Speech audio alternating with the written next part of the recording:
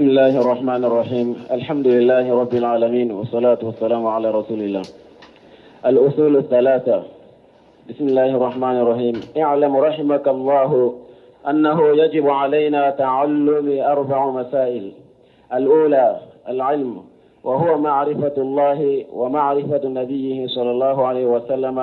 ومعرفة دين الإسلام بالأدلة. الثانية العمل به. الثالثة الدعوة إليه. الرابعة الصبر على الأذى فيه.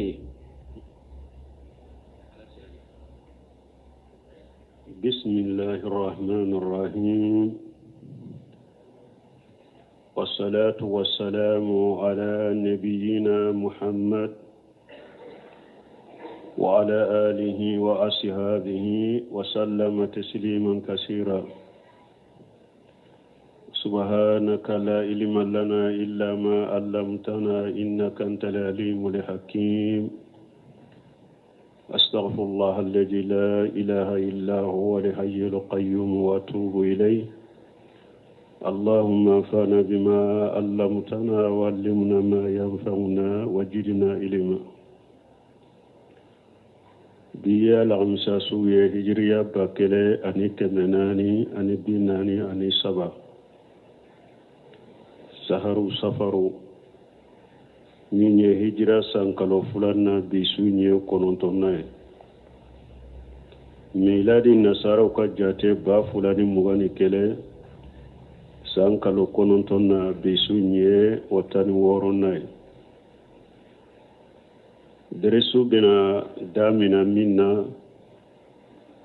oye cheikhul islam Muhammad ibn Abdul Wahhab aka kitabu do ko salasatu usul sani kuma kana ke nunum be ka folo an ka deresula ninye ale ka kitabu folo ye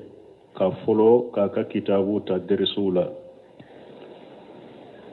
no be ke fo kuma fitini ka ke ayereka وبافما هو الشيخ محمد بن عبد الوهاب بن سليمان ابن علي ابن محمد ابن أحمد ابن رشيد ابن مشرف تميمي نجدي أكاك بلاد فلانية أتوقع يقوم محمد أفاية عبد الوهاب وفنا فاية سليمان وفنا فايه علي وفنا فايه محمد وفنا فايه أحمد وفنا فايه رشيد وفنا فايه مشرف التميمي ويوكا قبلاي نزيدي aka wakati utumba fe Saudi Arabia utumba fo Saudi de ma kon nejidi arabu kan na nejidi ye munye tintiro yoro kortale yoro munum be tintiro la uba fo de man nejidi a wakati Saudi uba fa man nejidi de bani temimi uka kabila de do adonna don ke ba bolo ko kabila munu ube jiya kono fata fo kata jiya wuli wakati bani temimi mamur bin wa bora kabila minna uluka kabila bola kabila munu beto jiya kono fo kata qiyama jo wakati aka kabila mbula ani chide nyere ka kabila munna parce que ciden ko bani temim ako lu de ka gele dajjali kelele la kateme beka dajjali faradina jiyan labandela al mahdi muntazir inda ahli sunna wal jamaa mahdi mimbe ni ciden ko abe bo aka togo ni ale ka togo e kelenye afa togo na le ka togo ale fa togo kelenye abasuro dina jengena jiya kono abe dina tile o fana be na jiya labandela o be bocci den ka bonson de la donc o do dina to don ko bani temimi ani ci den ka bonso kabila munum be to fo kata jiya wuli wakati nin kabila bo o kono sino kabila do be ulu be tunu pew sani qiyama joli ke ulu be tunu pew bani tamimi abu hurara ko ale be bani tamimi ko ale bufe ko ka kanute wuli nin kabila kanute wuli ale fe ni ko sabaye na yu me cidenda ale be nin kabila fe ko saba kama ayo ko saba me cidenda hadisai be buhari ni muslimu kono ko folo e munye ko ciden ko hum asaddu ummati ala dajjal ko ale kam mantawla nin ka kele ka gili dajjali ka katima beka ale kam mantawla ko e bani tamimi de fulana abu hurata ko wajaati sadaqatuhum dondola uyu ka jakaw faranyon ka kanu di cidemma wa qala an-nabi sallallahu alaihi wasallam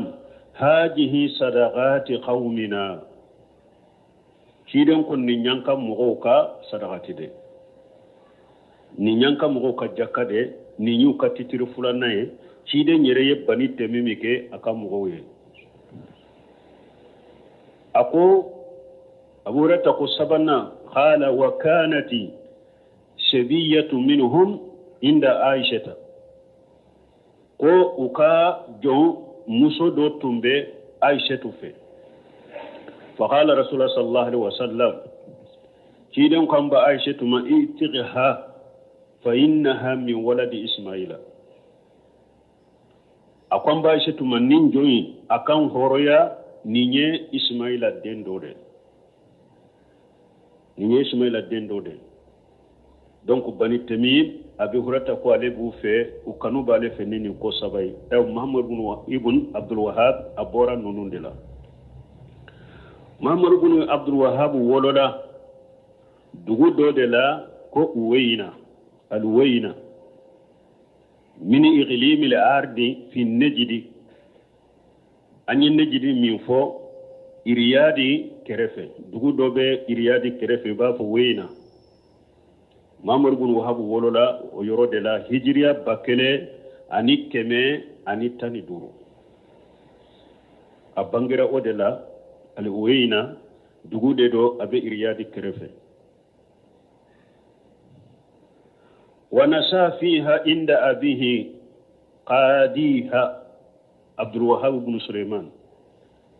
mamar ibn abdul wahhab wallamuna afabolo abdul wahhab ibn sulaiman afayire ye doni ke bagade o wakati weyna kakiri tigela dedo wa kana zalika zamana abdullah ibn ahmad ibn abdullah ibn muammar o yasuru ninche wakati dedo mamar ibn abdul wahhab muhammadu afa abdul wahhab ibn sulaiman kiri tigera de tundo kalam bagado kiri tiga bagado تتلمذ أول الأمر لا أبيه ما مربون هابو كقو فلو أيك كلاندياك أفاد بلو فلو أي فيه كلا على بلو ما مربون هاب أكل جلي تنكشا تفسير كتابه لا أني حديث كتابه أني دوني كباو كقومه في أصول الإسلام kitabu munun dilalen tumben nunun ka tumben nunun muraja kosobe mogo tundo aka hakili tunkadi aka famu kateli aka durusili kateli nun ko sabaye nyon surala a hakilin tunkadi aka famu kateli aka durusili kateli ewa afana aka teli sebeli fanala aye qur'ana durushi kasura mase santama mamar ibn abdul wahhab aye qur'ana durushi kasuro amase santama awola wakati mi doni tumbe de doni yere de tumbe me doni ke boga munundo furi kalamba gawde do o kal aywa fahimbe tumbe fiqhu de ka me tawhidi tuntu ka hammi bay tawhid tuntu ka programu la anyana mayra doni ke ba awulla tile minna kalamba tun kacha dugu koloka abeye fiqhu kalamba ngana de hambaliya hamra bun hambali kama jahabika mi acha man ka gira tumbe al ashaira chaman ka gira tumbo de ka al ashaira ube fiqhu ka mashaila wala ne ka gira al ashaira tawhidi atu umambu bolo kosebe ne kalan tumbe comme dian fule chogo me kalan baka kacha ne mimbe hamini tawhidi o ka dogo doni ke bawla ibe tawsiri ke la ngana soro abe tawsiri do kosobe me tawhidu rububiyya tawhidu uluhiyya tu bo nyogona ibe lugha kalan baka ngana soro me tawhidu rububiyya tawhidu uluhiyya tu bo nyogona ibe hadisa kalam baga ngana do soro tawhidu rububiyya tawhidu uluhiyya tu bo nyogona ibe firu kalam baga ngana soro tawhidu rububiyya tawhidu uluhiyya tu bo nyogona Muhammad ibn Wahhab fana nyana moy ottile da komi sisa mo chama be la halamna donu be kalawum be me tawhidu hammineta ya donite wa anta ghala fi talab al-ilmi tumami ayefiru kalafa bolo ka tawsiru laje ka hadisawu laje don ke ka kitabu usulul islam laje kuma mana don ke ba fulatumbe Muhammad ibn Wahhab yo anyeshiwu ka kitabu dema ku muraja ka aqida ni tawhid kalaw kono Sheikh al-Islam ibn Taymiyyah ana ka kalande bun qayyim Muhammad ibn al-Wahhab ya nyeshini mo fulaka kitabu dema ku muraja ku kala kosobe ka aqida do ukono ka tawhid do ukono o kofe Muhammad ibn Wahhab wulila atara kala nyini atara Madina aye Madina ka donu ke ba mun suraye kalanke uka akalana Sheikh Abdullah ibn Ibrahim ibn Shayfi an-Najdi ويدون كبغا وقتا تنبي مدينة كلانا ولا أني شيخ محمد حياة السندي المدني نيني مدينة كايري دون كبغا دو محمد بن وهاب كلانا بولو أكلانا نكرمو بولو مدينة وكوفي أتارا إراغي كتا بسرة أي كرمو منو سور بسرة فنا أكلانا ولو فنا بولو tumami aye do kala busuranka bolaya labbe ko abeta sami ulama usami ko abeta sami kana fanaka karamugo ko abeta kala ulu fanafe ne akan nafaqatu desra parce que ya soro setaye nafaqatu desra amma se kata sami asagira sirala sami tay masse kanyana bo bolo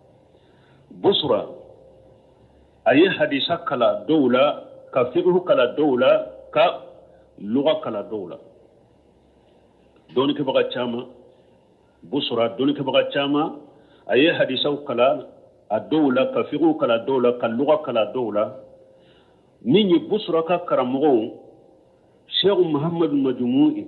karamugo do tumbe ko Muhammadu al-Majmu' akala na ofa busran kaw aya soro bidiya chama bubulo ani fulan ka fuya chama Muhammad ibn Wahhab ye tauhid min kala kitabu kono ka muraja ayen nan karalike busran kaw ka ube bidiya munun ke kake anu ba ke ka fulan ka fuya munun ke ayen nan karalike busran kaw ka mogo farala nyogon ka aka keleli kama واخرجوه وقت الجهيرة وقت الحاجرة تلغان في تلمان دري وفرلا نيغون كا جي كابو parce que ayne nankareli mun ko parce que ale tun ka gele bidia mo ko ko abe bidia ko ni nankariya bi shidda wal quwwa abe bidia nankariya ni fanga yerede ate maslaha dola busura ayu ka bidiyan nankarali munun ke ka fulankafuya munun b'u bolo ka nankarali k'u ka mɔgɔw farala ɲɔgɔn kan k'a tɔɔrɔ k'a bɔ tilegan fɛ wa antakala bada zalika ila dubayiri a bɔra busura ka taa dugu dɔ bɛ ko zubayiri a taara o yɔrɔ la Muhammad bin Wahab ma se min ka d'a ye ka taa Sami ka taa kalan kɛ o ma se ka ɲɛnabɔ a ka nafakatiw tiɲɛna Sami ta ma ɲɛnabɔ fa hasada al-ahsab yɔrɔ dɔ bɛ Saudi hali sisan dugu in tɔgɔ bɛ al-ahsa a taara o yɔrɔ la o kɔfɛ Muhammad bin Wahab wulila a taara dugu dɔ la u b'a fɛ Huraymilaa a taara yen wa kana qad intaqala ilayhi waliduhu o y'a sɔrɔ a bangebaga in fana bɔra Uweyna ka taa o dugu la hijira 1139 Muhammad bin Wahab taara o dugu la a kɛra Huraymilaa ye a b'a kɛ ka kala fa ka ye a ye fa sɔrɔ yen tuguni a kalanna fa ka ye a ye jahilu tun b'a kɛ ka min kɛ o yɔrɔ fana la ani bidiyaw ani shiriku Muhammad bin Abdul Wahab y'o nankariya u kan o kɛra kuma ye a n'a fa ni ɲɔgɔn cɛ an y'a fɔ cogo min faw ye fiqh kalanbagaw de olu bɛ baara kɛ ni fiqh de u bɛ u ka kiiri tigɛ la ni min ye tawhidi ani bidiyaw nankariyali programme t'o ye o t'u ka kow la tuma Muhammad bin Wahab jɔra n'o ye o ma diya fa ye ɲɛ donc ka nankariyali kɛ ni bil shidda wal quwwa Muhammad bin Wahab ye o bila dɔɔni parce que ni fa ma bɛn a la a fa Abdul Wahab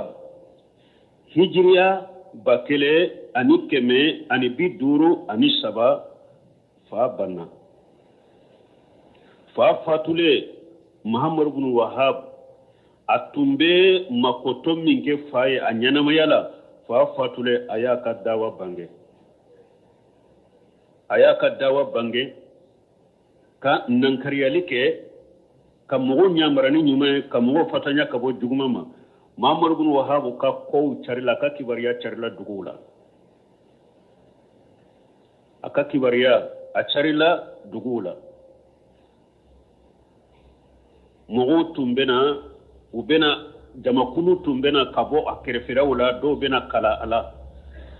dɔw bɛna u bɛ kɛ a nɔfɛ a ye min ye kitabu tawhidi a y'o o muallifu o kɔnɔna la Huraymilaa a ye kitabu tawhidi muallifu o kɔnɔna la a y'a laɲini ko a k'a ka dawa bɔ kɛnɛ kan ka ɲamarali kɛ ka balili kɛ ka bɔ kɔkɔnɛ na Huraymilaa tiɲɛlikɛlaw ani mɔgɔ minnu bɛ tiɲɛli fɛ n'u tɛ tawhidi in fɛ u tɛ bidiya kɛlɛli in fɛ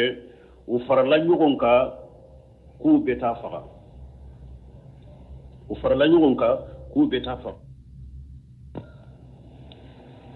Ala y'a bɔ fagali la mɔgɔ kelen sɔrɔla a taara a fɔ a ye ko i b'i ka so min kɔnɔ yan kana si yan dɛ ni sira ye mɔgɔ bɛ n'i faga Muhammad bin Abdul Wahab bɔra yen minnu ye ni ŋaniya in ta u ka ko in ma se ka ɲɛnabɔ bolo a wulila a taara Uweyna a bɔra Huraymilaa ye a taara Uweyna a y'a sɔrɔ Uweyna a ka amiri tun ye ko Usmana bin Ahmad bin Muhammad parce que a wagati nejidi a tɛ komi Saudiya tun ma kɛ jamana ye a wagati ko mɔgɔ kelen b'a mara a wagati dugu kelen bɛ ni jamana faama de don komi jamanaw yɛrɛ fɔlɔ tun bɛ cogo min i b'a sɔrɔ Kayi n'a ka masakɛ Ɲoro n'a ka masakɛ Segu n'a ka masakɛ nejidi tun b'o cogo de la wagati arabu tun b'o cogo de la min fanga bɛ min ka dɔrɔn min bɛ se min ma e bɛ ka se bɛɛ y'a boli o kan wa taari Uweyna a y'a sɔrɔ amiri ye Usmana bin Muhammad o ye Muhammad ibn Wahab o ya bisimila kosobe ka bonya aye muso furuye ibafo muso ma Jawahiratu binta Abdullah ibn Muammar ayo muso furu Uwayna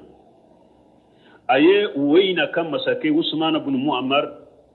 aya wale kata tauhidima wa mallahu bin nisrillahi lahu in huwa sanada da'watu aye Usman ibn Muammar aya lasu kata tauhidin de melima kalanata ko tauhidin min fulen ninye dawa min fulen ninye niya ademe ala be yurwali ki ala bi deme fasadahu Usman ibn Muammar ala zalika Usman ibn Muammar aye Muhammad ibn Wahab aya bismillah ka deme aka dawala ninye masake de abe wordo dama Muhammad ibn Wahab ko fengo fe mani awanya muriya dama kake basagale de masake yoroy masake Muhammad ibn Wahab sisa awulila ni munye iri tumbe iri nunu nubu barika nyini abe iri nunu tige kaboy iri ni mugo tumbe ta barika nyini abe iri nunu tige kaboy kaburu munun nu sanke bula ube tantan bula abe ta kaburu nunu tantan guruja Jayd ibn Qattabi aka kaburu tumbe weyna bonjo lende tumbala ni mushriku ye bonjo ala nu tumba bato Muhammad ibn Wahab tara agurja kaboy Jayd ibn Qattabi Musalimatul Kajjabi kelede seba munun tara Musalimatul Kajjabi kelela woyorola ale tumbo seba udela mogo munu seri surare ale tumbo jamakuru dela Jayd ibn Qattab aka kaburu mushriku de tara kogo ni bonjo ala wa batoy Muhammad ibn Wahab ya gurja kaboy aya gurja kaboy atunkera abe kiri utige ka haddu bo mogola muso do nana ma ko ale ye jene yake ko ka haddu bola muso yinyere ye kuma info ka sagi sagaka komi tiden tilela min nana tiden ma ko ale jene yake tiden nya bila fo ye kuma info sinya nani muso infana nana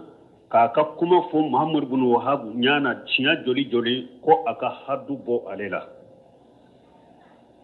Muhammad ibn Wahab ya haddu bo ala Muhammad ibn Wahab tunkera ulama wala ahsai abelle trici katuma ku dawa kaka dawa chogo fai uye munun tunye dawa inna kariyaka ayasura al-ahsa donu ke baga ube ubake kan nan kariya kaka dawa inna kariya donc avec l'électricité be uluma kaka dawa chogo fo uye pour ka huja fuye abese ku lawasani huja munume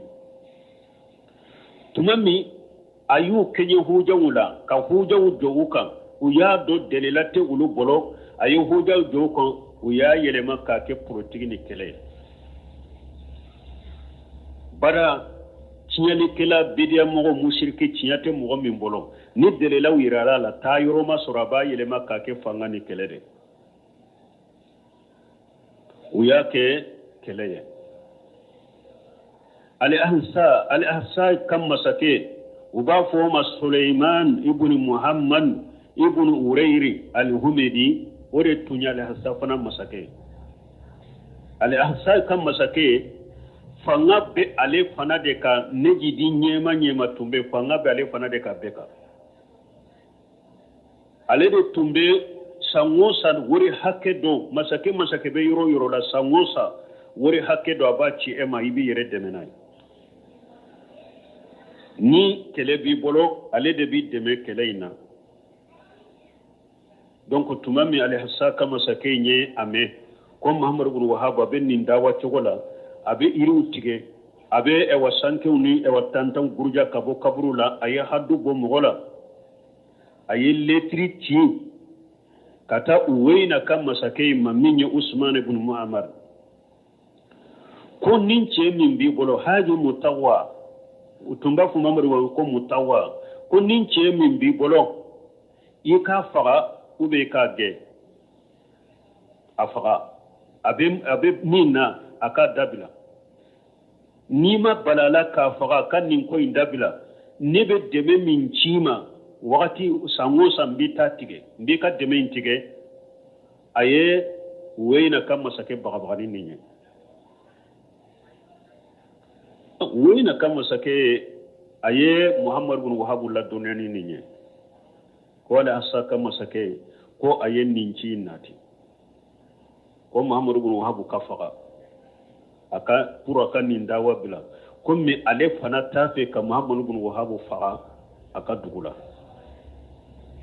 a ye ko ɲɛfɔ Muhamadu ko nin bɛ sen na Muhamadu bin Wahabu ye Uweyina ka masakɛ a y'a waaju ka kuraji d'a ma k'a lasabati a ko ne filɛ min kan nin ye tawhidi dawa de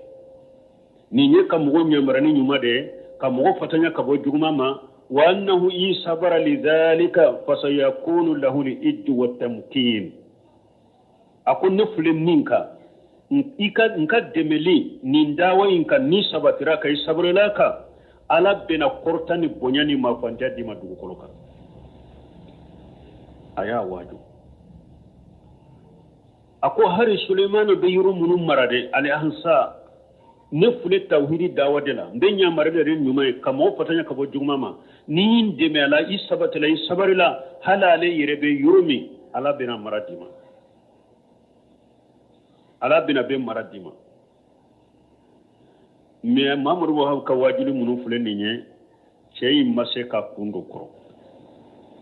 Usman bin Muhammad a ma se ka kun don Muhamadu Wahabu a siranna Al-Asa ka masakɛ in ye dɛmɛ in kana tigɛ ou bien a kana kɛlɛbolo ta ale kama donc Uweyina masakɛ y'a ɲin'a fɛ ko a ka yɔrɔ in bila ko a ka bɔ a bɔra Uweyina tilemandɛrɛndɛrɛ de a tun bɛ taama siɲɛ de la o y'a sɔrɔ wagati tile ka kala kosɛbɛ hari yɛlɛnna ka fɛn tɛ Muhamadu bin Wahabu bɔrɔ u ko a ka bɔ a ka taa ɲamariya dira a ka faga dɛ mais olu t'a faga a ka bɔ a ka taa a bɔra siɲɛ de la ka taama siɲɛ na tilemandɛrɛndɛrɛ foyi t'a bolo Fawjani b'a fɔ n'a bɛ kuma a ka ɲɛnamaya kan a bɔ wagati nin don in na fo min ye fifala fifala min n'i b'a bunna i bolo la k'i yɛrɛ fifa n'a ye o dɔrɔn de tun b'a bolo n'a b'a yɛrɛ fifa n'a ye pour kalaya ka nɔgɔya kan ou bien a b'a da kun kan k'a dɔn ni tile cɛ o dɔrɔn de tun b'a bolo dɔw b'a fɔ yɛrɛ ko Uweyina ka masakɛ tuma min a y'ale bila ko a ka bɔ a ka taa ko a ye sotigi dɔ wele ko ɲamara ko ka tuga ko n'u bɔra dugu kɔnɔ a ka faga kungo kɔnɔna la ala y'a kisi o fagali kɔni ma o sotigi ma sɔn ka faga a ma faga minɔgɔ digiyara a la sɔɔni a tun bɛ sa sira yɛrɛ la minɔgɔ ni fɛn bolo ni ala y'a kunnadiya ni mɔgɔ dɔw ye o nana ko a la sira la o y'a dɛmɛ k'a lase dugu dɔ ma Muhamadu bin Wahabu a bɔra Uweyina a taara min Diriya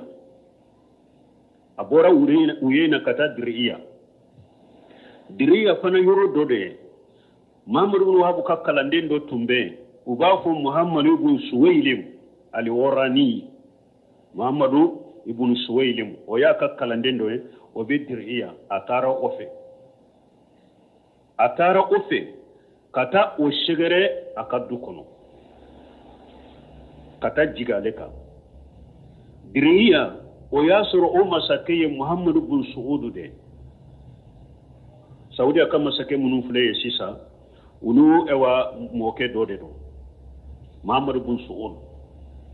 Diriya ka masakɛ amiru tun ye o de Muhamadu bin Wahabu taara ka kalanden fɛ Muhamadu bin Suwaylim Diriya min ye Muhamadu bin Suudu ka muso dɔ bɛ dɔw ye Muhamadu bin Wahabu ka ko fɔ o ye k'a ka dawa n'a ka tawhidi cogo fɔ muso in ye Muhammad ibn Wahab dawai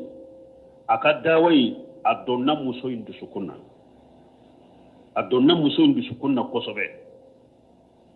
o muso de ko a cema Muhammad ibn Suudu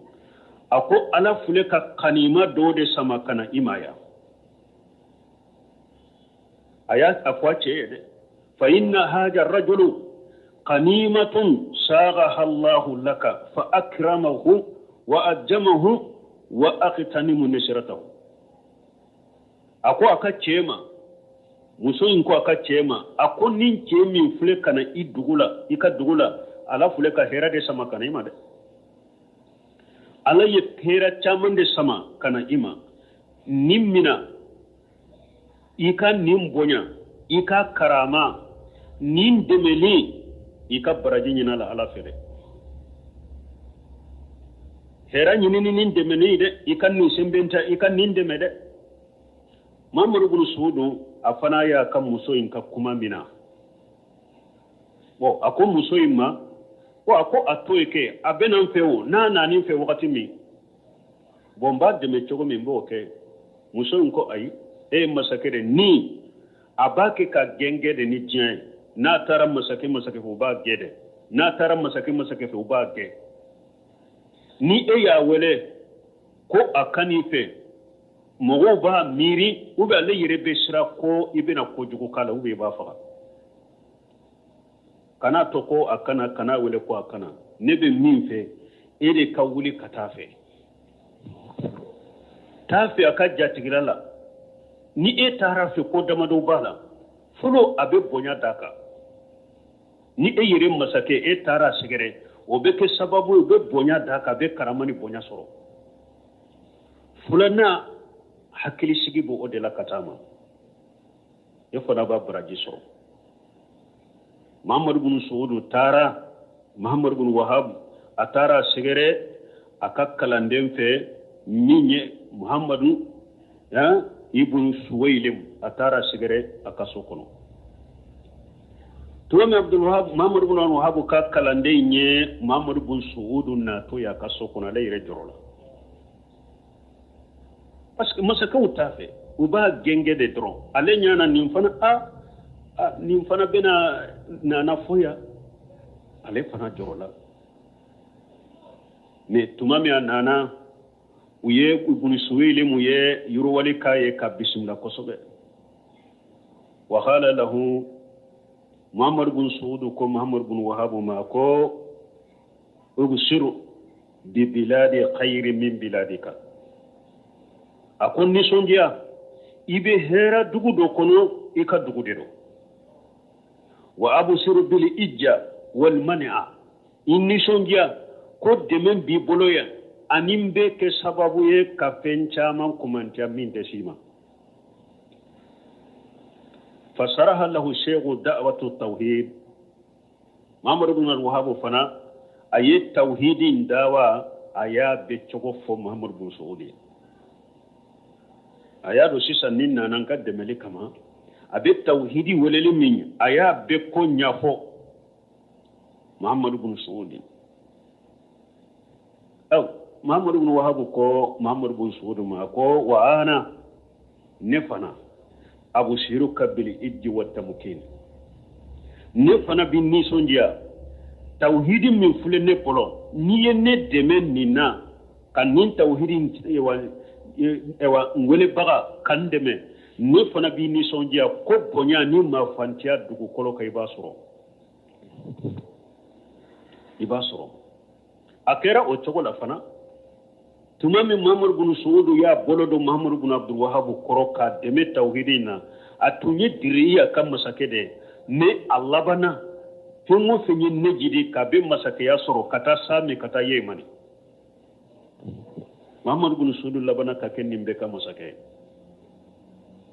ta'ahada Muhammad ibn Suudu wa Sheikh Muhammad ibn Abdul Wahhab Muhammad ibn Suud ani Muhammad ibn Abdul Wahhab ويلاهدو شري ونينيغونچه على نصرة الدين وجهاد من خالف التوحيد ويلاهدو شري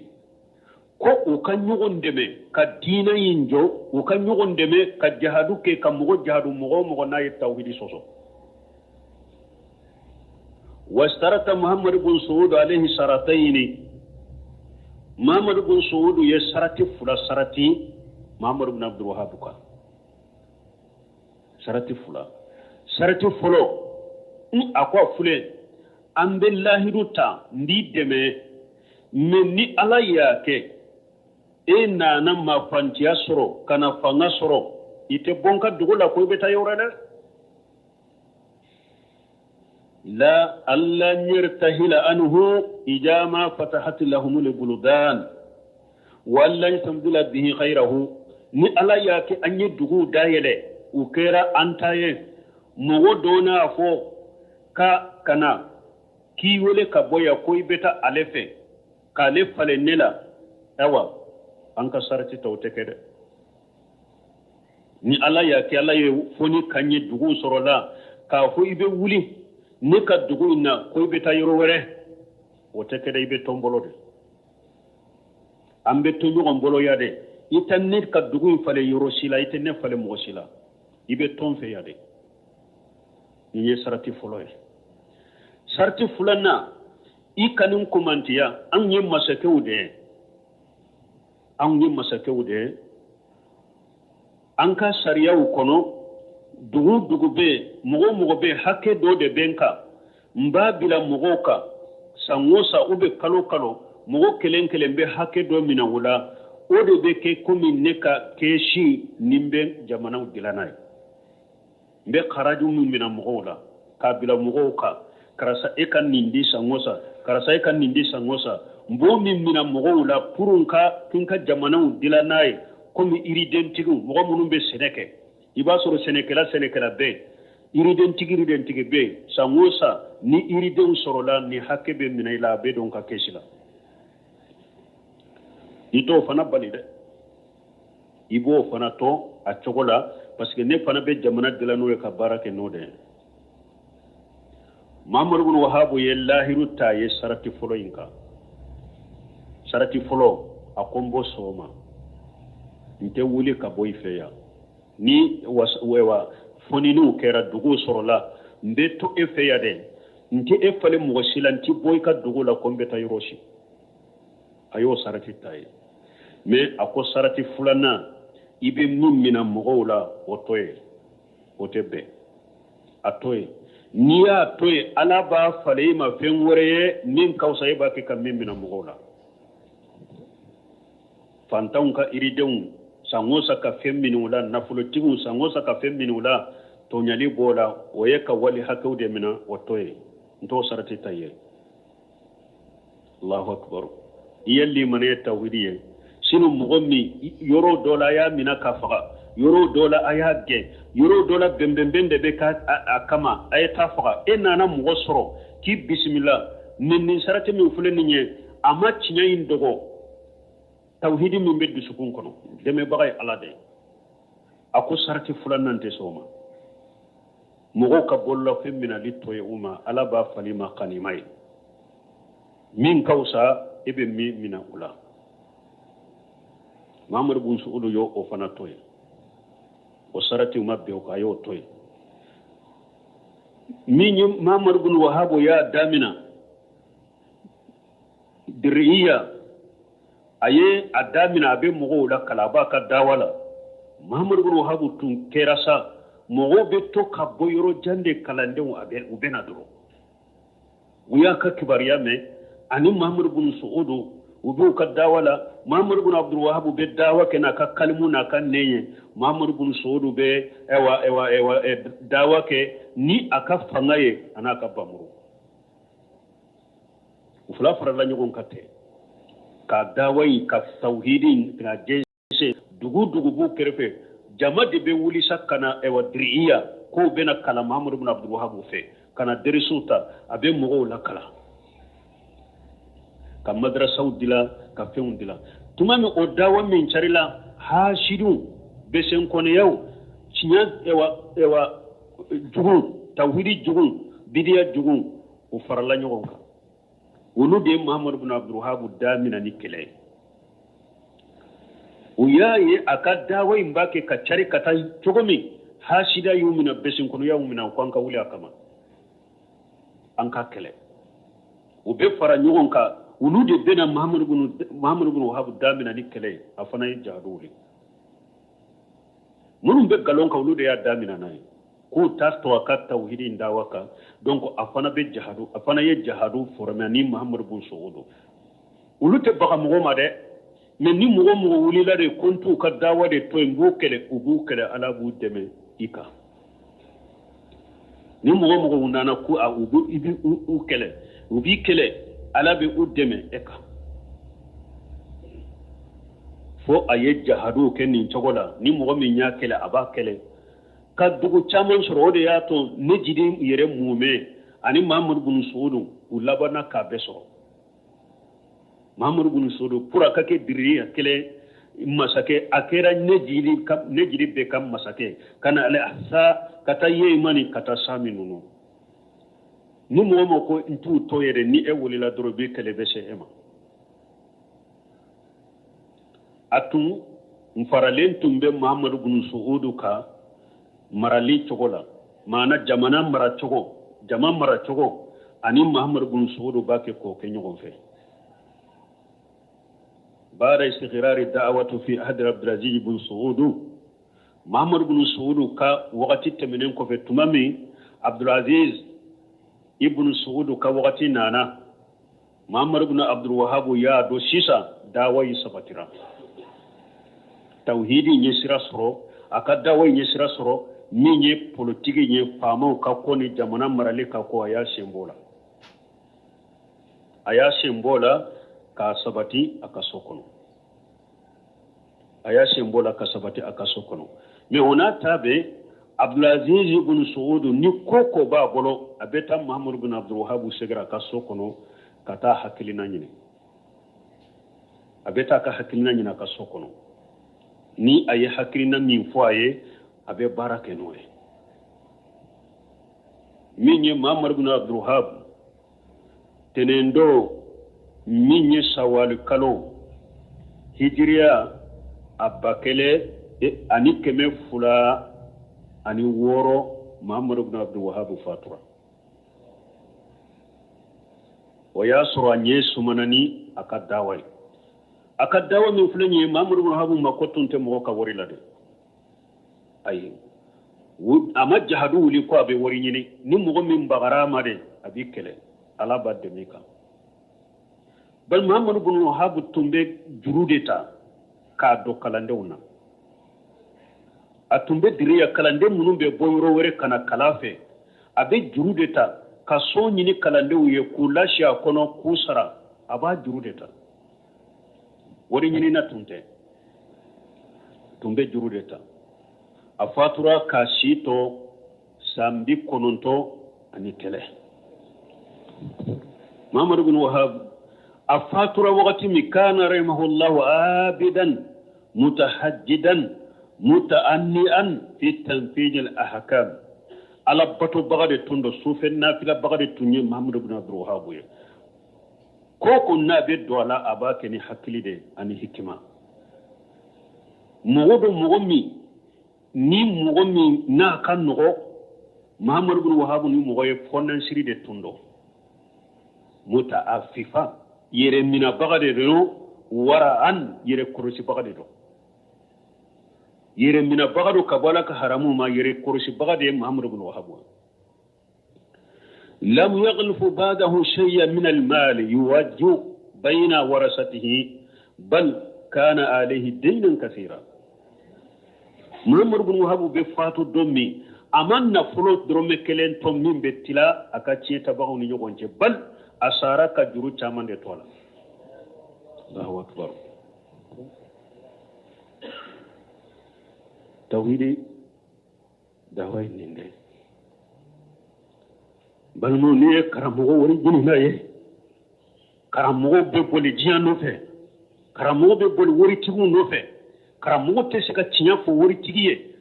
wa misi sara min betila misiri kono ka dimo be karamogo bali te se ka tinya fo tawhidi te karamogo tawhidi tigite fi te tawhidi karamogo tawhidi tigi bali tawhidi foli ana kelela Muhammad ibn Wahab fule kasa ka juru to ala madrome keleto na betila ce tabawli wonje ayi muwallafati chama muwallaf kitabu chama ya dila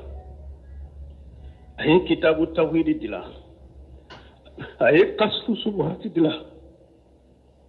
ayi salasu usulu dila mutasaru shayratun muhammad sallallahu alaihi wasallam ayo dila nasihatul muslimin ayo dila kitabul kabair ayo dila usulul iman ayo dila masailul jahiliya ayo dila mutasaru jadil maadi ayo dila ahadithul fitan ayo dila wa ghayraha min ar-rasail qalibaha fi tawhid ani kitabu chama ani arasail chama abetum be tawhid deka Muhammad ibn Wahab ka kitabu baute parce que wakati mi abenna wakati minna mushrikiya ni bidiya de dugu kolofa abe kitabu surman do de diladro bidiya mimbe obennan kariya chokome abe kitabu surman do de diladro tawhidi mimbe sirku mimbe tawhidi be sawati ko sirku beta chokome aka kitabu be dilala haju hakede kama kitabu te dila nka arabu kambau fola kitabu te dila nka ajanya nka chaya kinka doni yira dusukun kalashi bagado kitabu ya dilabat abbe haju hakede mogo haju be minna wakati mi abe kitabu dila kabbe odema umbalma antumbe doni min fo Muhammad ibn Wahab la sanan kadwa ka kitabu la o alla ye ninde kangar jagala inshallah wakati bala ha wakati bana subhanaka allahumma rabbuna bihamdika ashhadu an la ilaha illa anta astaghfiruka wa atubu ilaik بسم الله الرحمن الرحيم الحمد لله رب العالمين والصلاة والسلام على رسول الله الأصول الثلاثة بسم الله الرحمن الرحيم اعلم رحمك الله أنه يجب علينا تعلم 4 مسائل الأولى العلم وهو معرفة